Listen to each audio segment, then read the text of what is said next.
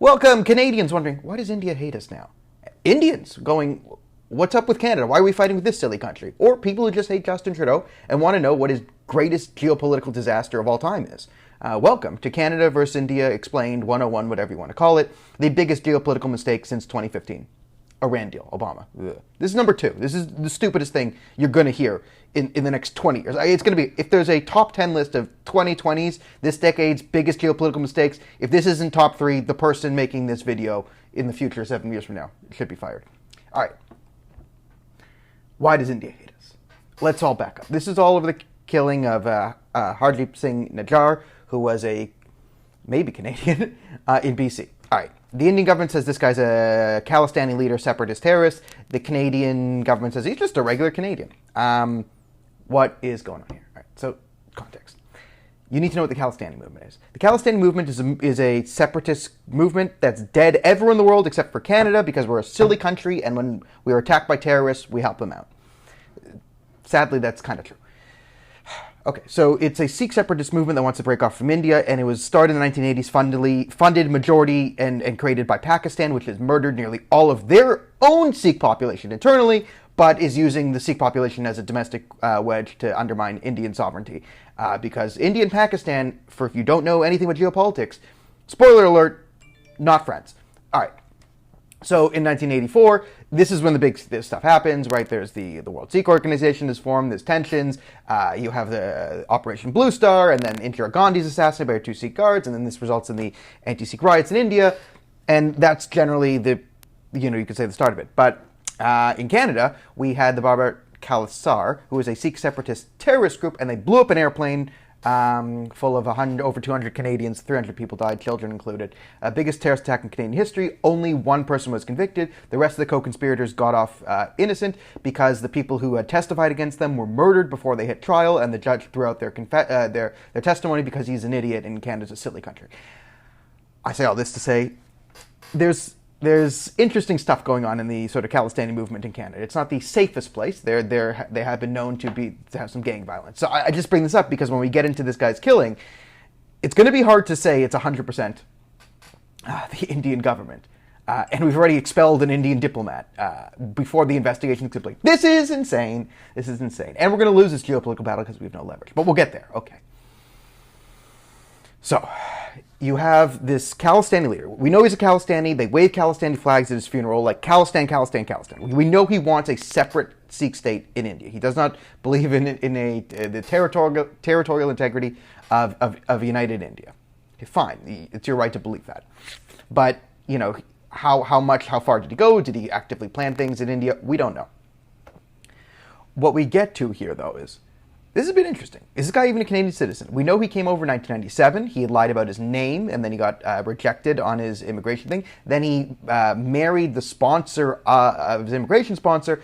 That was shown to be a fraudulent marriage, got denied then, and somehow he's in the country. So is he here illegally? Is he here legally? Did he get in legally on the 3rd time? We don't know what exactly his status. So he might be a Canadian citizen, he might not. If he's a Canadian citizen, then we have to protect our sovereignty, blah, blah, blah, blah, blah.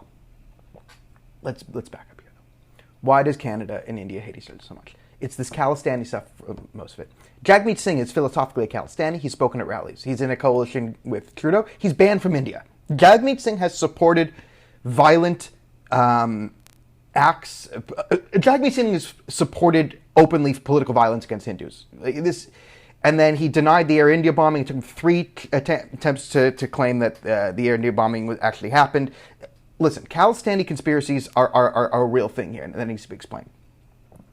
So we have expelled an Indian diplomat based on an internal report from our intelligence that there's a potential that the Indian government might have been linked to this. Potential link, right? And you're expelling an Indian diplomat. This is an allied country. This is a democracy with massive geopolitical pull. Again, China's the enemy for the majority of the West. There's no way we get off dependence on China and the billion people there who manufacturing and all that without the billion people in India, okay? So India is a geopolitical necessity in the future. I've been saying this, and we're starting a fight with them. A fight we can't win. I don't see any possible way Trudeau can win this. I don't see any possible way Canada benefits. from this. Now, if there actually was an assassination on our soil, yeah, you got to stand up for our sovereignty, but we don't have proof! And the investigation isn't concluded, so we can't go and say, here, there's proof. Okay. This gets even worse, because this is industrial level gaslighting, all right? Because this all needs to be put in context. And if you watch Canadian mainstream television, you have no idea what's going on. No idea what's going on. No idea what's happening in India. No idea what's happening in Canadian politics, because we don't teach anything. But you should know. This is a matter of, let's say, national security, right? This is territorial integrity and fighting against foreign interference in Canada, which is important. The problem is that's not important to Justin Trudeau. We have seen definitive proof in the last 6 months that he doesn't care about this when it comes from a hostile nation. We have had evidence of Chinese interference in our elections. We have photos. We have leaks from our intelligence. We have multiple sources. We have Colonel Mustard in the conservatory with the candlestick. We have evidence of Chinese interference. We have people coming and leaking this evidence, saying it's not being taken to the government, and sent in emails. CISA saying, come on, this guy's a spy. Ignored it. Conspiracy theories, intelligence agencies gone rogue. This can't happen. So we've seen evidence, recent evidence, of Justin Trudeau looking at foreign interference from a hostile power. Looking at evidence from our intelligence and saying, no, not doing it. Okay? And then goes and says, here's secret evidence that no one's seen, that I've just heard, that India's in this, and he's all of a sudden attacking India. Right? You go, oh, it's not fair. I mean, a lot of this is left-wing ideology. He's hardcore in it. There are people, India is like Israel kind of among the left. There are certain people dedicated within academia from certain groups just to be like India evil, India evil, India evil, India racist, India evil. So you have that inside the left. You might think in Canada, oh, Indian people, part of that intersectional coalition, this. Kind of, maybe, like on the surface level, but it's surface level, kind of like Jews. Like surface level, they're in the diversity thing. You get one level deeper than it, and it all breaks apart. So this is... China beats India on the intersectional scale of socialism, however Trudeau makes decisions. So you have that to contend with. Now you also have the thing in Trudeau where he just recently, he went to India. This was his second most disastrous trip to India. I mean, at least he didn't put on blackface this time, and invited terrorists. Remember, Justin Trudeau last time he was in India invited a convicted Palestinian terrorist in a Canadian court, convicted in a Canadian court of attempting to murder an Indian official in a Canadian court. He brought him to a special dinner in India. Oh, Jasper. So this is the level of insanity the Indians are dealing with. Just looking at this guy going, what are you doing? Of course we can, So you can understand their frustration. Most countries, Indians, like most people, they have an aversion to being brutally murdered by people who hate them. I know it's weird. I know you think, well, I went to Venezuela and they loved it. Maybe. But most people, when they see a bunch of groups saying, Group X, we want them dead. We killed them. Let's meet here to kill them. Group X usually isn't happy with that. And that's Canada. So we've recently had this. So here's another element of hypocrisy on the Khalistani stuff. After this, there was Khalistani groups putting up those posters, blood, war, pictures, assassinations, kill, kill, kill. And this is common in Canada, in Khalistani temples, where they have pictures of Indian officials that have been killed and glorifying the people who killed them, or the picture of Indian officials they want to kill. This happens in Canada. So I'm a free speech absolutist, but there's a difference between free speech and offering bounties for murder, right? This is the thing. So Justin Trudeau was just in India defending free speech and saying, political speech, freedom of expression, always defend free speech. The free speech he was defending to India was these Khalistanis rallying to murder people. And, okay, so you could say, oh, maybe this is a free speech absolute, this is a Western thing. Do you really think, if you know anything about Justin Trudeau, this is not a free speech guy. The exact same week, he came out and said that a position held by 80% of Canadians, so on the gender stuff, there's now a poll in Canada. 80% of Canadians agree that parents should be informed of their children's decisions regarding all of this stuff, changing pronouns or whatever. 80% agree. Justin Trudeau says that 80% is a radical, far-right, unacceptable, dangerous element of speech that shouldn't be allowed. So boys are boys, girls are girls, parents should be involved in their children's lives. Dangerous speech shouldn't be allowed. Too dangerous. Kill Hindus, kill.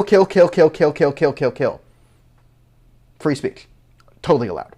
right? So this is the industrial level gaslighting that's happening in Canada. And you have the media flipping from ignoring Chinese interference, except for Sam Cooper and the Globe and Mail there, in now going to 11. Oh, Justin Trudeau is very, very against this. So you can say, what are his motivations? I mean, he could just hate India. I do know that the Liberal Party does have a significant amount of Khalistanis in their inner circle, so it could be pushing that. Could Khalistanis have infiltrated the intelligence agencies and put out a false report? That could be it. Could the intelligence agencies just not be that smart? I've met some of them. Some of them are really smart. Some of them are ding-dongs. Could they have fallen for a Khalistani conspiracy? That's potential as well.